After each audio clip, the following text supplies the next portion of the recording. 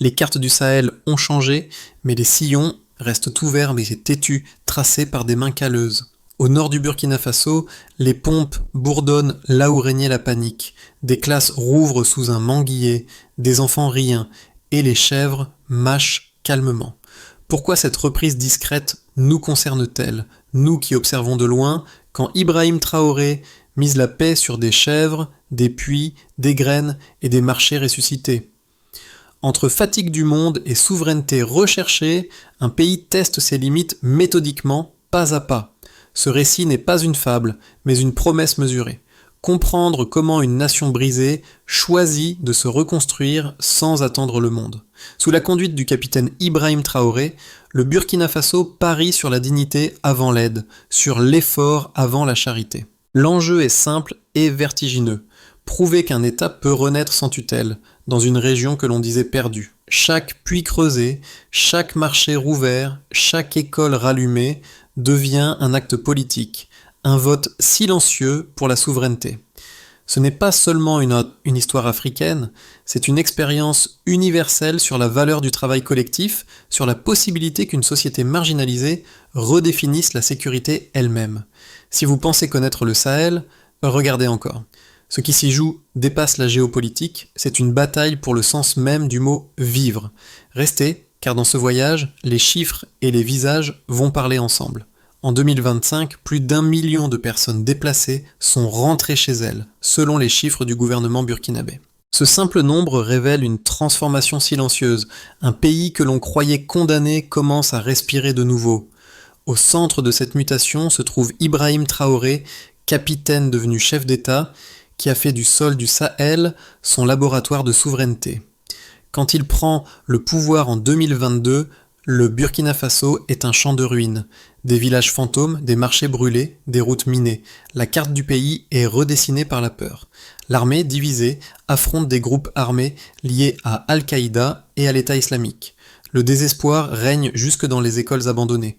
Pourtant, au milieu de cette poussière, Traoré lance une idée simple. La paix ne se déclare pas, elle se plante. Sa première décision n'est pas diplomatique mais tactique. Créer des bataillons d'intervention rapides, mobiles et ancrés dans les villages. 28 unités sont déployées dans le nord et le centre, non pour conquérir, mais pour rouvrir les routes, escorter les familles, sécuriser les marchés.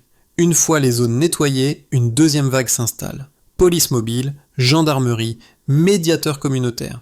Ils ne repartent pas, ils restent, écoutent, reconstruisant la confiance. Ce modèle, frapper vite, puis demeurer, devient le cœur du contrôle humain du terrain. Là où un jour se tenaient des checkpoints de bandits, des enfants vont désormais à l'école. Ce n'est plus une victoire militaire, c'est une reconquête sociale. Et si beaucoup en Occident parlent encore de militarisation, les habitants, eux, parlent de sécurité retrouvée. Un vieil homme de Thomas Go le résume. Je préfère voir un soldat à la croisée des chemins qu'un tireur dans mon champ. Cette phrase, reprise par Ibrahim Traoré lui-même, illustre la tension entre autorité et survie, entre peur et dignité. C'est dans cet équilibre fragile que commence la vraie reconstruction du Burkina Faso.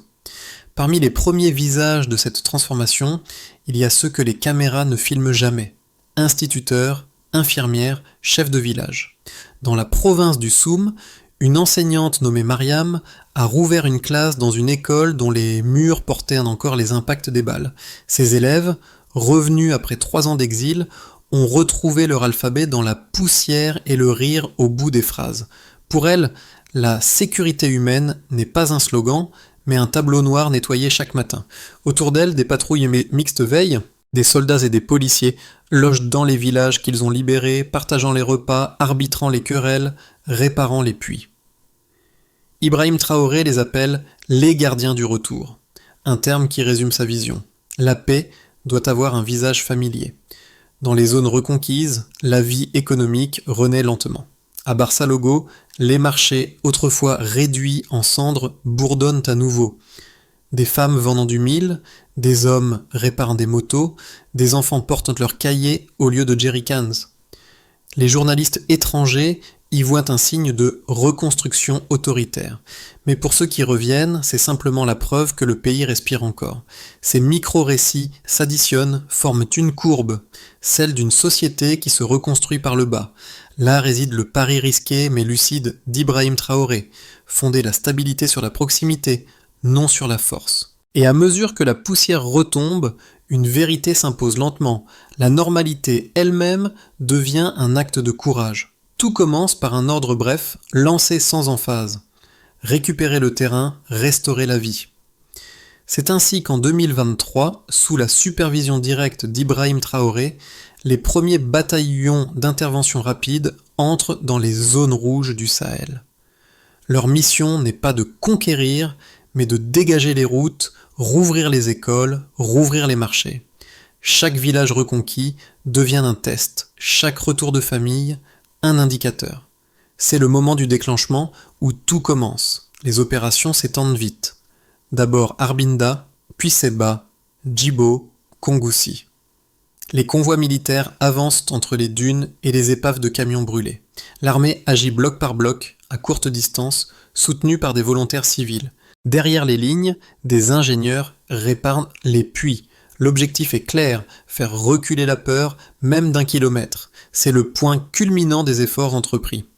Fin 2024, 28 bataillons sont opérationnels. Les attaques djihadistes reculent de moitié dans les régions du nord et du centre, selon les rapports internes. Des villages entiers, naguère vides, reprennent souffle. Un soir, dans la localité de Bourzanga, les habitants ont dansé lorsque l'électricité a été rétablie. Pour eux, cette lumière était plus qu'un symbole. C'était la preuve que le pays recommençait à exister. Mais Ibrahim Traoré sait que la victoire militaire ne suffit pas. Il veut un second souffle, transformer la sécurité temporaire en stabilité durable. C'est là peu à peu, une onde de fond se propage, l'onde de fond, une deuxième vague s'installe. Forces de police, gendarmes, médiateurs communautaires. Ils vivent parmi ceux qu'ils protègent. Ils écoutent les anciens, arbitrent les querelles, surveillent les récoltes, réparent les pompes.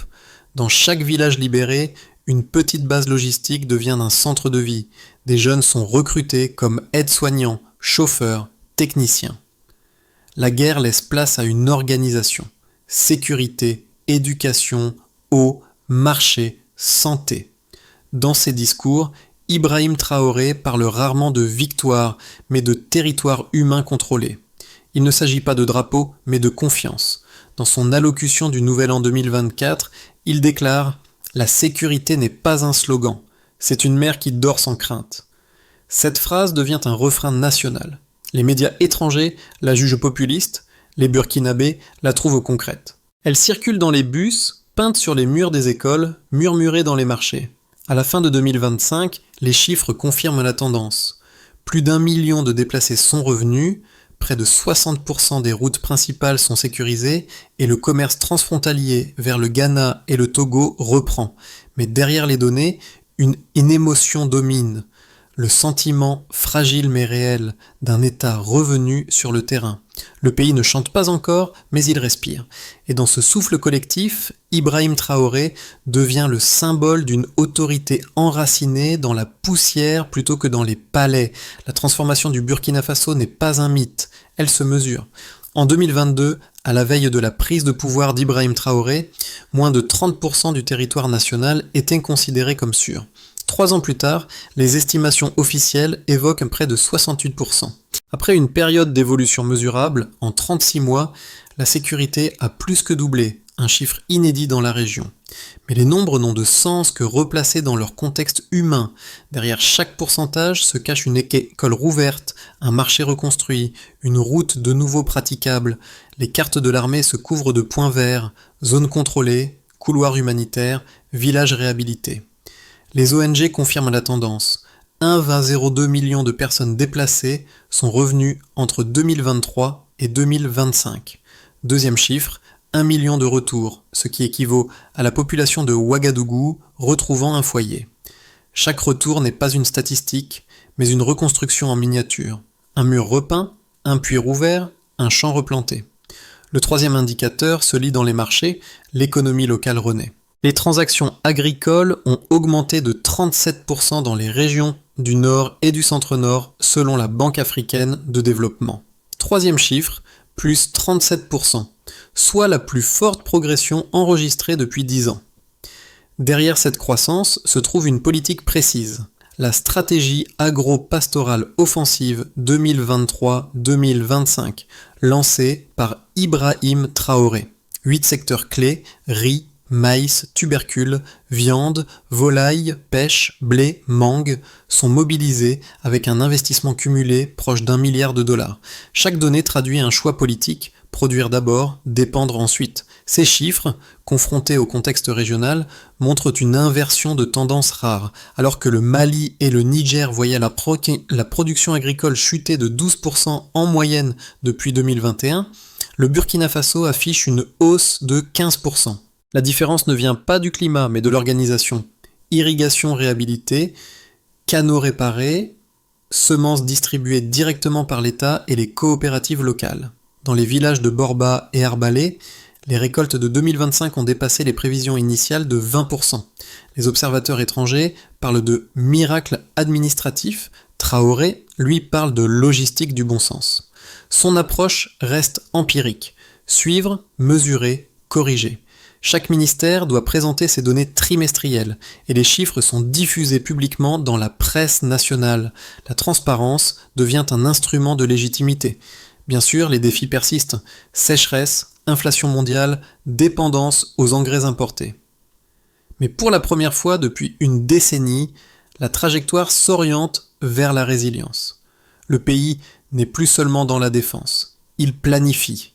Et cette planification repose sur 3 piliers: sécurité mesurable, souveraineté alimentaire, dignité économique. Dans un pays longtemps réduit à ses blessures, ces indicateurs ne sont pas abstraits.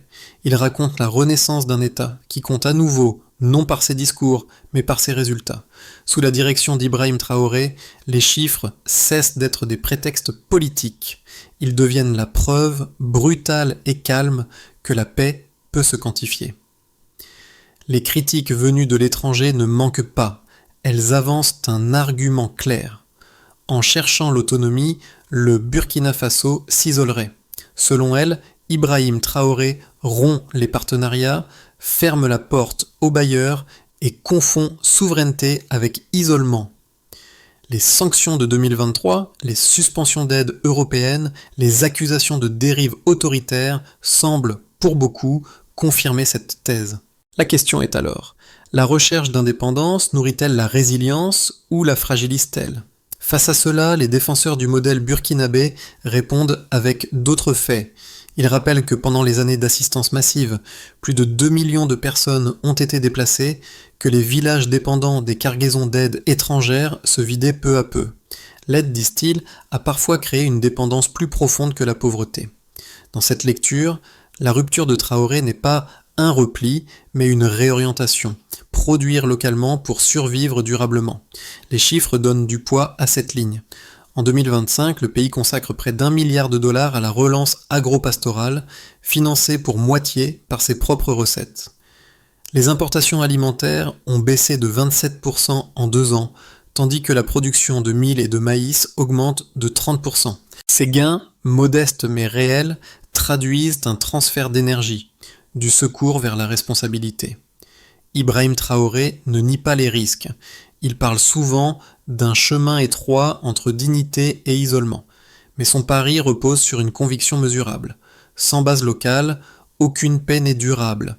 Les observateurs du terrain confirment que là où les coopératives agricoles fonctionnent, les attaques diminuent. La stabilité, ici, n'est pas une abstraction politique. Elle s'enracine dans les champs, les marchés et les foyers. Ainsi, le débat ne se joue plus entre idéologie et pragmatisme, mais entre 2 définitions de la liberté, dépendre pour survivre ou produire pour exister. Et pour l'instant, les données semblent trancher en faveur de la seconde. Tout bascule avec une chèvre. Là où les puissances étrangères voyaient leur moitié la reconstruction à travers des conférences, le Burkina Faso l'aborde par un animal humble et fécond. Sous l'impulsion d'Ibrahim Traoré, le gouvernement lance les kits de réinstallation du bétail. Un mâle, 2 femelles, des soins vétérinaires et un accès au marché. Pas une charité, une stratégie. Dans les villages poussiéreux du Nord, ces chèvres deviennent les premiers moteurs de l'économie rurale. Elles se multiplient, nourrissent, se revendent. Chaque troupeau recrée un foyer, chaque foyer recrée un village. Les familles déplacées reviennent non comme assistées, mais comme bâtisseuses. Pour les observateurs occidentaux, ce modèle semble primitif. Pour les habitants, c'est la preuve qu'une économie vivante peut renaître sans dépendance. À Gabou et Tamasco, les coopératives d'éleveurs s'organisent, les jeunes sont formés comme vaccinateurs, les femmes gèrent les économies locales, les sons du Sahel changent, les cris des armes cèdent place au bêlement. La guerre des chèvres, comme l'appellent ironiquement certains analystes, illustre pourtant une idée plus vaste. Quand la sécurité s'ancre dans la productivité, la paix devient auto-entretenue. Et c'est là que commence la véritable révolution de Traoré. Les effets du tournant burkinabé se lisent désormais dans les chiffres, mais aussi dans les gestes du quotidien. Ce ne sont plus des slogans, c'est une réalité vécue, tangible, multiple. Sur le plan niveau national, la souveraineté retrouvée. Depuis 2023, l'État a rétabli une présence continue dans 82% des communes du pays. Les administrations locales rouvrent, les registres civils se remplissent de nouveau. Ibrahim Traoré l'a résumé en une phrase. Un pays existe quand ses citoyens reviennent sur leur propre sol. Le recensement national de 2025 montre un taux de retour historique supérieur à 1 million de personnes. Cette reconsolidation territoriale restaure la confiance. Les institutions redeviennent visibles, les drapeaux replantés cessent d'être symboliques. Sur le plan domaine économique, la relance par la production. Les programmes agro-pastoraux produisent leurs premiers effets. Hausse de 37% des ventes locales de céréales, 25 000 nouveaux emplois ruraux créés. Les coopératives féminines, soutenues par les kits de chèvres, alimentent le marché intérieur et réduisent l'importation de viande. Les revenus circulent, les taxes se collectent, les routes reprennent vie. Le FMI, longtemps critique, reconnaît dans un rapport de 2025 une réduction significative de la vulnérabilité externe. Sur le plan niveau individuel, la dignité reconstruite. Dans un village près de Barsalogo, une femme nommée Miam tient un enfant dans un bras et une chèvre dans l'autre. Avant, nous attendions la nourriture. Maintenant, nous attendons la pluie, dit-elle. Cette phrase, souvent reprise par Ibrahim Traoré, condense tout le programme, passer de la survie à l'attente de la vie. Les familles déplacées cessent d'être des bénéficiaires. Elles deviennent des actrices. Chaque geste, semer, vendre, réparer, est une forme d'affirmation politique, la démocratie du travail. Sur le plan niveau régional, un nouveau rapport de force. Le redressement du Burkina Faso influe sur tout le Sahel. Les frontières avec le Mali et le Niger, longtemps poreuses, se stabilisent grâce à une coopération militaire locale. Des délégations du Tchad et du Bénin viennent observer le modèle Traoré. Une gouvernance à base sociale, sans tutelle extérieure. Les discussions sur la sécurité régionale s'élargissent. On parle moins d'opérations internationales, plus de mécanismes communautaires. Ce nouvel équilibre inquiète autant qu'il inspire. Pour certains analystes, il annonce une désoccidentalisation du Sahel. Pour d'autres, c'est le retour d'un bon sens oublié, la paix comme conséquence de la production. Ibrahim Traoré, lucide, évite les triomphes. Ce que nous faisons ici n'est pas un miracle, c'est une méthode. À l'échelle du pays, la normalité devient le plus grand progrès. Quand les enfants marchent vers l'école sans escorte, quand les marchés bruissent à nouveau, le Burkina Faso offre au monde une leçon simple. La souveraineté ne s'impose pas, elle se cultive. L'avenir du Burkina Faso s'écrit à la craie, pas à l'encre, fragile, effaçable, mais lisible. Ibrahim Traoré lui-même le dit, rien n'est acquis, tout doit être entretenu. Les prochains mois seront décisifs et 3 trajectoires se dessinent déjà. Dans le scénario base, la continuité mesurée. Si les niveaux de sécurité et de production se maintiennent, le pays pourrait consolider ses acquis. Les retours de déplacés atteindraient 1,3 million, les exportations agricoles grimperaient de 10% et les revenus ruraux poursuivraient leur lente ascension. Le gouvernement miserait sur la discipline logistique, suivi des programmes, transparence budgétaire, partenariats africains ciblés. Ce scénario suppose une stabilité politique intérieure et la poursuite des réformes administratives amorcées sous Traoré. Dans le scénario optimiste, la bascule régionale. Si la dynamique actuelle s'accélère, le Burkina Faso pourrait devenir un pôle d'influence pour le Sahel.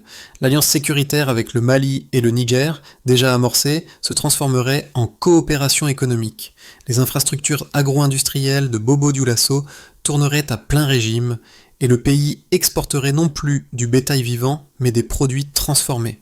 Les revenus nationaux grimperaient de 15% en un an, créant un précédent, celui d'une croissance endogène née de la terre. Ce scénario dépend d'une météo clémente et du maintien du cap anticorruption prôné par Ibrahim Traoré.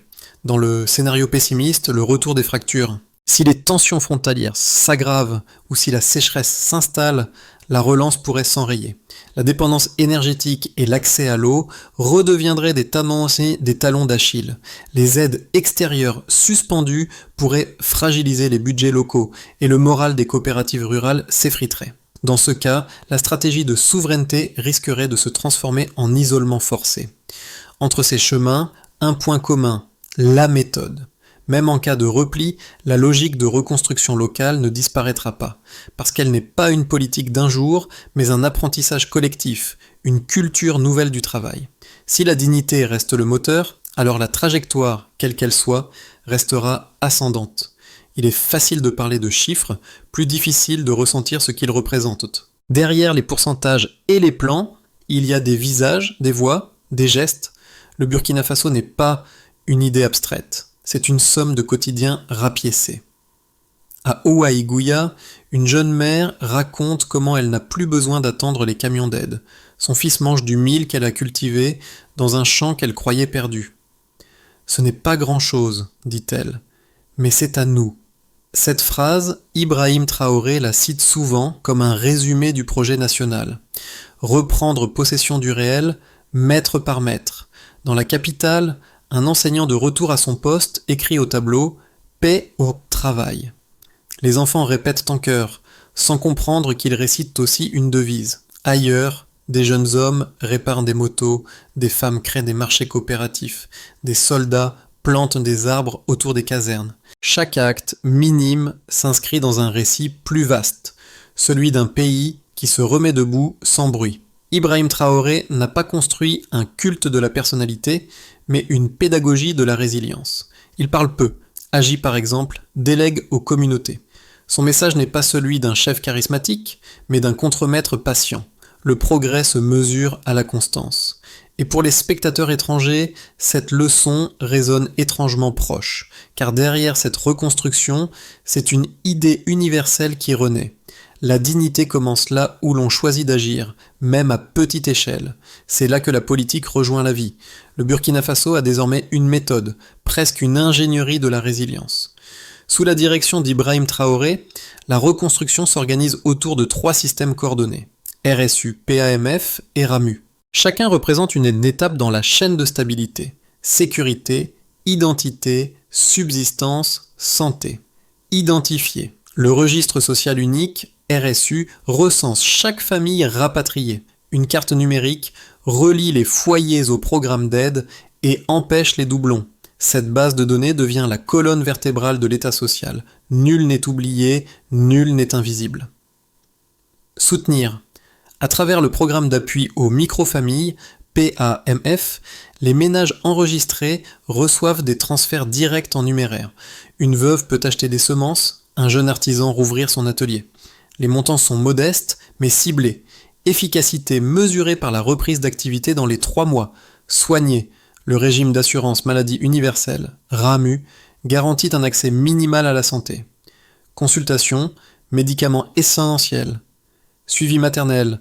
Tout est couvert pour les familles répertoriées. Personne ne devrait vendre une chèvre pour sauver un enfant, répète Ibrahim Traoré. Évaluer.